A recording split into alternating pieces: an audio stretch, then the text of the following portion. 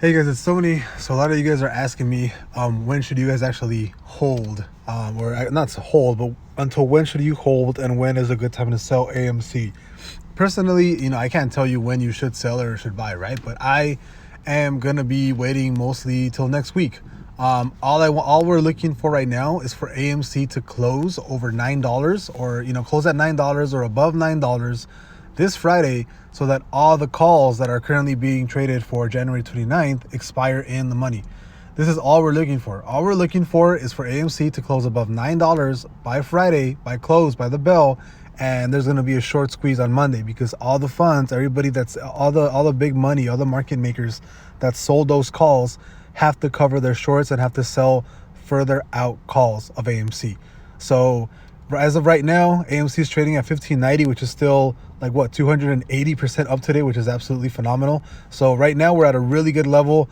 All we're looking for, like I said, all we need to do is just wait for Friday for AMC to close above $9, and there's going to be a short squeeze on Monday.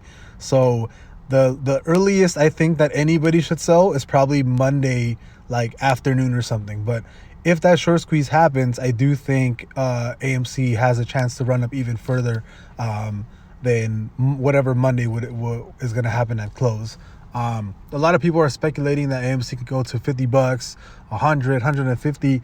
Nobody knows, right? If this cycle happens just like GameStop, there's no telling what the end price is going to be for AMC, just like it is for GameStop.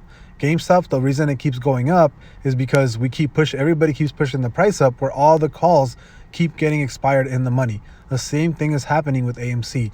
As long as every Friday all the calls that are available are expiring in the money, market makers have to actually buy back the shares at a premium, and they have to sell further out calls, which is basically jumping up the price like crazy. So the infinite cycle, like it happened with GameStop, can potentially happen to AMC as long as it closes above $9 this Friday.